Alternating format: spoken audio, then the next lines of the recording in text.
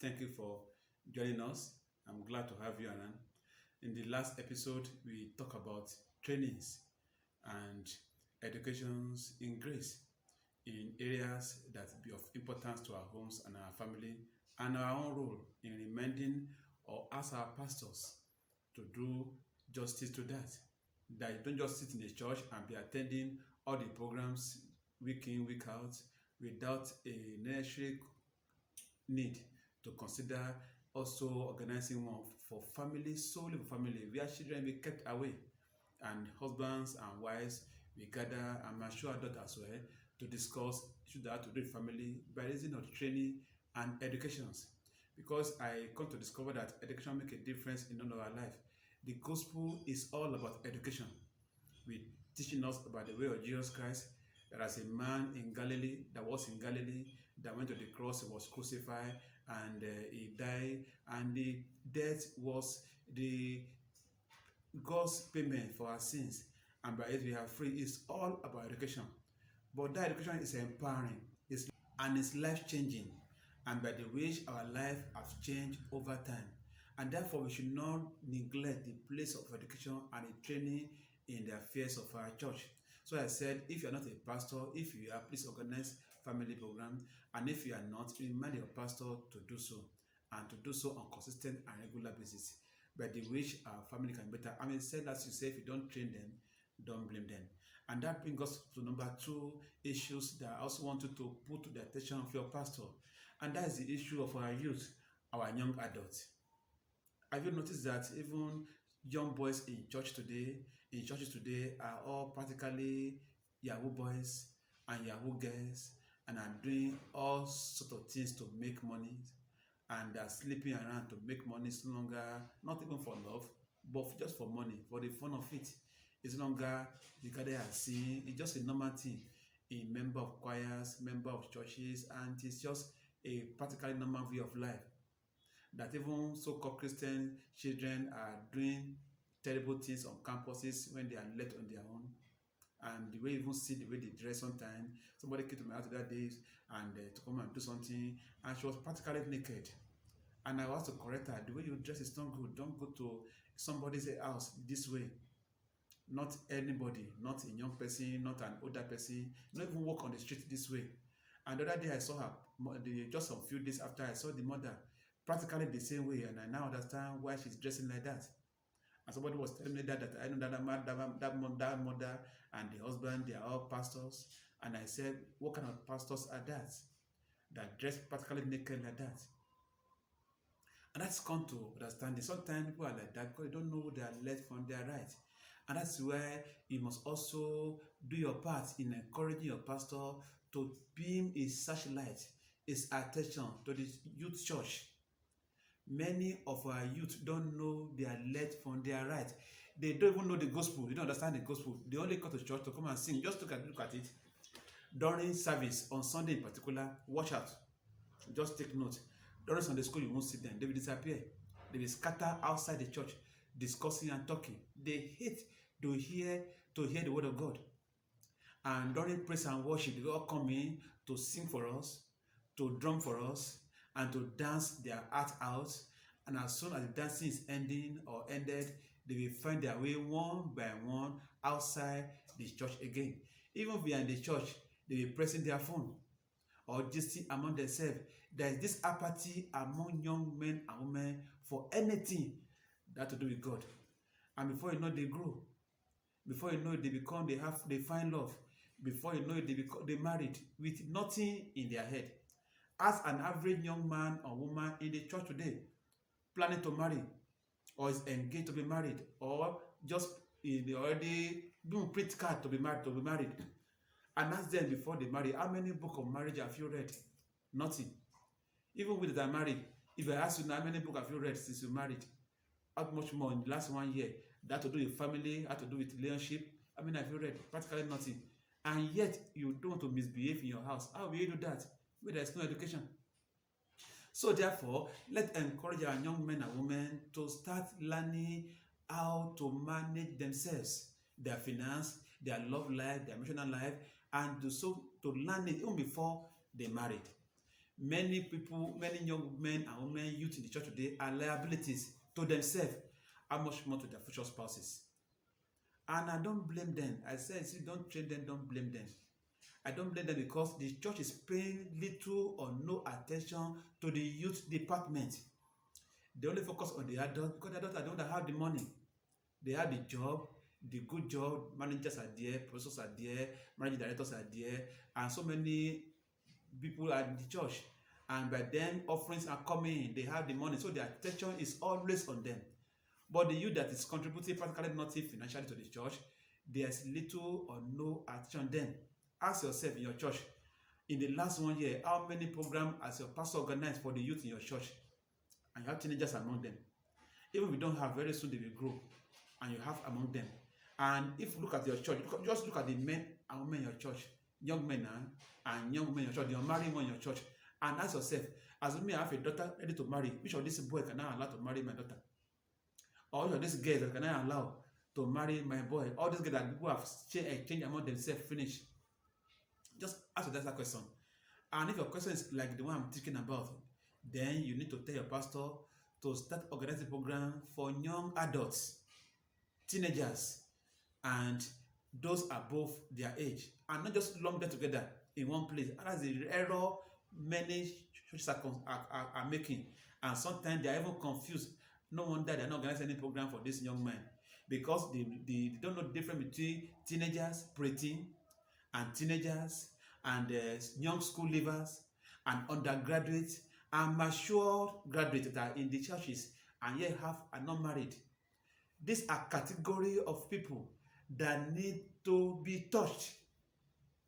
You don't have to have the strength, the manpower, the finance to do it. You can hire from outside, spend your money, spend the offering, spend the tithe.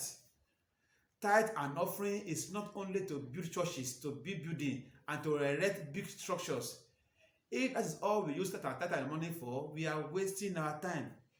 We are wasting resources. And God will ask us questions, leaders. You collect that an offering only to be expended on big programs and build cathedrals. Now ask your questions. When you are gone, what will happen to those cathedrals you are building? Who will take over from you? I know the church very close to my house here. The owner is dead now. But the church just the ghost of itself. Very big cathedral. A ghost of its own self. Because the man is gone, nobody's liable and strong enough to take over for him and build the church. People are coming there very scanty. But when the man was alive, it was a big market, big church. It's a big program. People flood the place. But the man is gone, so are the crowd. That's what happened when you are paying no attention to your youth and to the young adults in your church. The preteens, the teenagers, the school leavers, and those in secondary schools, and those outside on campuses, and those that come out of campuses, they are in their categories, and so are to be addressed. And to be addressed. If you don't have one in your church, as a parent, look for churches that organize such program for their own and ask or advise your children to go and attend. And if you don't have any, ask your pastor to attend. Don't say, we are not many, we are only 2 or 3 teenagers in our church, organize for them. Who says 3 teenagers cannot be organized program for? And you invite a professionals, seasoned teachers, to come and train them on how to rule their lives. Many children in secondary school, they don't know the course to read. They don't know how to choose a course. They don't know why they are choosing the course. They just know people are already doctor. They want to people are saying doctor, want to go and be a doctor, a lawyer, want to be an engineer. Ask them why. No reason. They don't even know what they are doing. And ask them, how many of them have been prepared to live on campuses where they will be free. And there will be guests all around them, boys all around them. If you have been to campus before, you know how it runs. You know how children live a couple's life. And yet at home they are singles. Even yourself, maybe you have done it before, you know how it is. Will you allow the same error you saw when you are there, or you went through yourself when you are there, to still be repeating your children's life without making any attempt to help it? Oh, my children are still young. Of course. What's the error? That's why you're not talking. And if you start talking now and they start organizing those programs now, by the time your children are old enough to be in that class, the school or that department is already strong enough, mature enough to accommodate them. But if you wait your own time before you start talking, it might be too late and it might be too little. So if you are in a church and your church in the last 1 year Or even in the last 4 months, this is a new year now, they've not organized a single program for preteen or for teenagers, or and you know in their class no capable hand, just go to the children's church in your own church, or if you have preteen class, go and see them. Don't just throw your child there and forget it. Sometimes go there and see what they are teaching them. You'll be surprised even their teachers knows nothing. And a vessel that is empty, how can it fill another vessel with substance? It is not possible. In literally it's not possible, and spirituality is not possible. Once in a while, go to your children's church and go and see what they are teaching them, the preteens, the teenagers. What are they doing all through the services? You are dancing in your own church. Enjoy your own church. And you're just hearing your church, your children make noise. Maybe they too, they are just dancing. No serious word, no serious training for them. And the young one leaving schools and no job. What's being done to help them? Nothing. The church is paying practically no attention to this area. And they will marry and they will be beating their wife, will be complaining. They will marry, they will be talking nonsense to their husband and receiving slap here and there. You'll be complaining that the men are bad, that the women are not good. But your role as a parent to remind your church, organize program for them. Do you do it well? And that's where we are failing as a nation. We are failing as a people. Our education system is dead and need to be resuscitated. And the same thing is happening to the church. We are doing nothing to help our children. Just do the simple arithmetic or a kind of research and talk to young men and women in your church and see how much they know about marriage. They know nothing, and yet they want to marry. Your teenagers, ask them, and the little they know it erroneously, wrongly. They are doing a lot of things very wrongly. All because nobody is paying attention to them. Our focus on the older ones, not even their marital life, just in their pockets. Organize programs that make them to be excited, happy, and they bring the money, they dump it on the church. And the money is used to build cathedrals that are not benefit to any lives. When COVID-19 was arranging the whole place for like 2 years, how many of those cathedrals were useful? Nothing. Those big camps will be built all over the places. How many of them were visited during COVID-19 and to their full capacity? Government shut them down and our mouths are closed because even heaven have no need of them. How can you be building cathedrals, building campgrounds when your children are dying spiritually and emotionally, and there's no serious training about their futures? Please wake up, parents. This is now time to wake up. A church that have no interest in family welfare and their youth and their children, this church is a fraud. The church is working only for one man to feed his tummy and to build an estate for him. Any church that had no serious plan for family and training for families, men and women, husband and wives, and no serious training for their youth, for their preteen, for their teenagers, no serious training for their mature adults that are not married yet, no serious training about the life outside their campus, no serious training about the life in marriage, no serious training about how to manage a man, how to manage a woman, how to stay healthy as a married person, maritally healthy, financially healthy, sexually. No training on all this, and you keep blaming the young one that are doing Yahoo, doing court, and are not listening to words, and they are dressing inappropriately. You are just wasting your time. Remind your pastor, now is the time to start training for the young one. Any church that have no plan and consistent training for their young one is a dead church. Though living, but it's dead. Jesus told on the church in his Revelation, he said, you have the testimony that you are alive, but you are dead. Many churches have testimony that they are alive, they are big, but I tell you they are dead. Many of these big names you see, churches, they are dead. Just wait, time will prove that to be right. You know why they are dead? They pay no serious attention to their youth. Even when they are paying attention just to help them to raise their ego and to bring out the bad in them. Organize vigil. After the vigil, they pair themselves two by two. They go home and mess up. And that's a dude. They organize 72 hours, 70 hours, 48 hours, 20 hours of praise. And praise without the work, praise without training. Nonsense. just dance and dance. They are happy to go and commit morality afterward and life continue. That's not how to train you to. Don't say we are in our church, we are focusing on the youth, but we are organizing 48 hours of praise for them. Of what use is that? It may be good, but it's not necessary to a very good less extent if it's not impacting their lives. Organize program that will affect their future, affect their finance in the future, have made them mature men and women even before they married. Don't throw a woman in the hand of an immature, useless man in the name of a believer and go so and be slapping and be beating her. And don't give a woman to a man that is not a woman that is not mature to a man, and he has every other thing except virtues, and that house frustrated the man. Many pastors are frustrated by reason of the wife they married. Don't let our youth grow to be like that too. Please tell your pastor, these are responsibility you have. Don't just donate your money to the church. Ask your pastor, what are your plans for our youth? If you ask your pastor that one, it will be challenged and they start doing something. And don't take no for an answer. Don't take an excuse for an answer. Ask him, organize program for the youth and on a consistent basis. And ask people from outside, if you can't do it, to come and train them and pay for their services. They not to collect money from you, that your tithe, your offering, they must use it to benefit your children, not just to build cathedral. Life are important. I once have a pastor sometime where I once lived and was building the cathedral is already big. He removed the roof and removed everything and say he want to build again and remove some of the wall and enlarge the cathedral and make it bigger.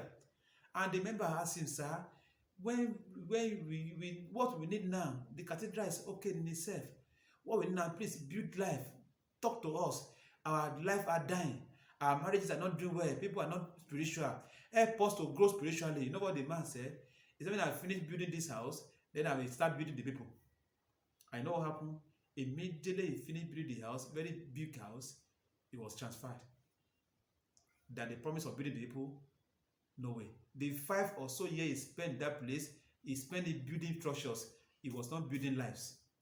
No wonder there are many stories after he left. Stories that should not be told outside. Let's start building life. Begin from our preteens, our teenagers, our secondary school boys and girls. A lot is happening there. Let us build in their lives. Organize program for them. Our campus boys and girls, anytime they're at home, organize program for them. Oh, anytime they're at home, please organize program for them. Holidays, organize program for them. And those are already as of campuses, they are mature for marriage. They're into a relationship, but they're not married yet. Organize program for them. Teach them what it means to be a husband or to be a wife. Prepare their mind. I once met a young lady. She said, can I go to work? And from work, I come home, and a man be expecting to come and be cooking for him after that. I won't do that. That is understanding of a wife. And some men like that. Oh, when I'm married now, my wife will be the chief executive of the kitchen. I will never be there. I always cross my leg, reading newspaper, watching TV, and the wife will bring food for my table and I will eat. That is understanding of being a husband. And if you don't correct it, that is exactly what they will be when they marry. It is time to start organizing a program for our youth. Focus on them. Or else, that church we are building will crumble, either in your own lifetime or after you have gone. As a member of that church, don't be part of that. Help your pastor by asking him, how and what are your plans for the youths, for our children, especially from the preteen to the teenagers, secondary school ones, the campus children or youths, and those outside campuses in their category. Don't just lump them together as unmarried, as some churches are doing. Say youth, unmarried people are all youth. Youth are in different categories and address them as such. That's the only way you can have results. Ask people that can help them. There are many of them in your church that talk to them, and there are many outside your church that talk to them. Call them and address them and speak to them. Call entrepreneurs, successful men and women, their businesses. It may not even be believers. You don't need their unbelieving, you need their success. Tell them how they do it. Especially those that you know their story and they're not thieves. Ask them to come and train your children. And most importantly, believe in one among them. Call them even they're not your church, they're in different church, call them to come to church. All you will pay for their fuel. And that is not too much for you to do. Your tithe and offering is meant for such too, not just to build cathedral and to build buildings. If you don't face the life of your youth, your church will surely die. It's a matter of time. May that not be your story as a pastor, as a member of that church. And if it will happen at all, may your children not be victim of such, and your family too. God bless you as you do this, in Jesus' mighty name. Amen.